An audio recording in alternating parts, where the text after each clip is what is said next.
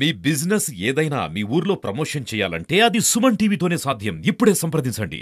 ఎప్పుడు కూడా చెంచుల్ని ఆర్థికంగా ఆరోగ్యంగా చదివించడం పరంగా రెసిడెన్షియల్ పాఠశాల కానీ ఆశ్రమ పాఠశాల ఎవరైనా పెట్టినారు ఈ రాష్ట్రం అంటే అది తెలుగుదేశం పార్టీ నారా చంద్రబాబు నాయుడు గారు స్వర్గీయ ఎన్టీఆర్ అని మనమందరం కూడా గుర్తు చేసుకోవాలి. నేను తెలుగుదేశం పార్టీ ఇన్ఛార్జిగా గత 3 సంవత్సరాలు మన గూడెల మొత్తానికి వచ్చాను. ఆ రోజు నేను గూడెలు తిరిగేటప్పుడు మా మర్రిపాలెం వెళ్ళాను. నేను మర్రిపాలెం వెళ్తే ఆడబిడ్డలందరూ నా దగ్గరికి వచ్చి కన్నీటి పర్యంతమయ్యారు.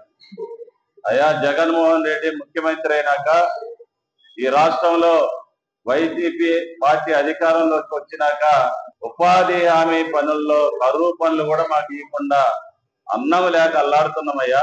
ఎర్ర ఎలుకలను పట్టుకొని చంపుకొని గొడ్డుకారం పెట్టుకొని తింటున్నామని చెప్పేసి గిరిజన మహిళలు నా దగ్గర వాపోయినటువంటి పరిస్థితి ఆ రోజు మీకు గుర్తు చేస్తా ఉన్నా. తర్వాత చింతల వెళ్ళాను.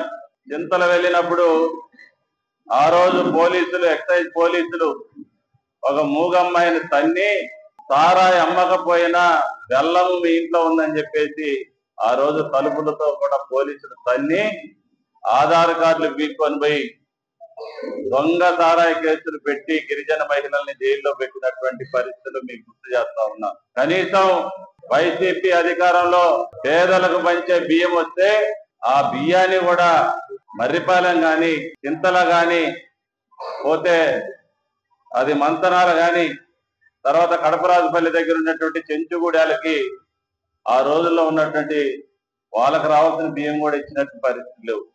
ఈ రోజు ముఖ్యమంత్రిగా నేను ఆ రోజు చెప్పా, మీ అందరికి మాట ఇచ్చాను, తెలుగుదేశం ప్రభుత్వం అధికారంలోకి వస్తే ఒక్కరిని కూడా జైల్లో పెట్టనివ్వను, పెడితే ఒప్పుకోనని చెప్పేసి మీ అందరికి మాట ఆ రోజు నేను ఇచ్చాను.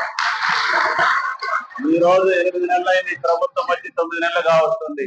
ఏ చెంచు బిడ్డ కూడా పోలీస్ స్టేషన్ పోయినటువంటి పరిస్థితి లేదు సారాయి కేసు. అందుకనే మళ్ళీ తిరిగి తెలుగుదేశం పార్టీ అధికారంలోకి వచ్చింది. చంద్రబాబు నాయుడు గారు ముఖ్యమంత్రి అయ్యారు. చంద్రబాబు నాయుడు గారు ముఖ్యమంత్రి అయిన వెంటనే మీ అందరికీ కూడా కరెంట్ ఉండాలని, ప్రతి చెంచుగూడెంలో తండాల్లో గూడెలన్నింటిలో కూడా కరెంట్ ఉండాలని మన మంత్రి గారు అయినటువంటి గొట్టిపాటి రవికుమార్ దృష్టికి తీసుకెళ్లి ప్రతి ఒక్క చెంచుగూడెంలో కూడా కరెంట్ వేయించినటువంటి పరిస్థితి మీ అందరూ కూడా నేను గుర్తు చేస్తా ఉన్నా. మీకోసమే ఆ రోజు కొర్రపోల దగ్గర వైచర్లపల్లి దగ్గర మంత్రి గారిని పిలిపించి మీ గిరిజనులందరితోటి మన పిఓ గారి నాయకత్వంలో ఆ రోజు మీ సమస్యల పట్ల మీటింగ్ కూడా పెట్టించినటువంటి పరిస్థితి మీ అందరూ గుర్తు చేసుకోవాల్సిన అవసరం ఉంది.